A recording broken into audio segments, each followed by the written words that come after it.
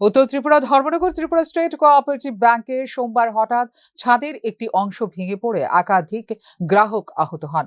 ঘটনায় ব্যাংকের ভেতরে আতঙ্কের সৃষ্টি হয়। আহতদের দ্রুত উদ্ধার করে ব্যাংক কর্তৃপক্ষের উদ্যোগে ধর্মনগর জেলা হাসপাতালে পাঠানো হয়। বর্তমানে আহতরা চিকিৎসাধীন। ঘটনার পর ত্রিপুরা স্টেট কোঅপারেটিভ ব্যাংকের শাখা ব্যবস্থাপক সংবাদ মাধ্যমকে জানান, ভবনটির বিভিন্ন অংশ দীর্ঘদিন ধরে জরাজীর্ণ অবস্থায় রয়েছে। এ বিষয়ে ভবনের মালিক বিকাশ পালকে একাধিকবার মেরামতের অনুরোধ জানানো হলেও এখন পর্যন্ত কোনো কার্যকর ব্যবস্থা নেওয়া হয়নি বলে তাঁর দাবি। তখন আমরা দৌড়িয়া সরতে না পাইছি, তাই নাই হচ্ছে আমার নিজে করছে, তাই হচ্ছে আমারও হচ্ছে বাচ্চাটার আমরা আতো তৈরি সবাইছি ছোটো বাচ্চা কোথাও কন্যা বাচ্চা এখন পর্যন্ত। কার বাচ্চা?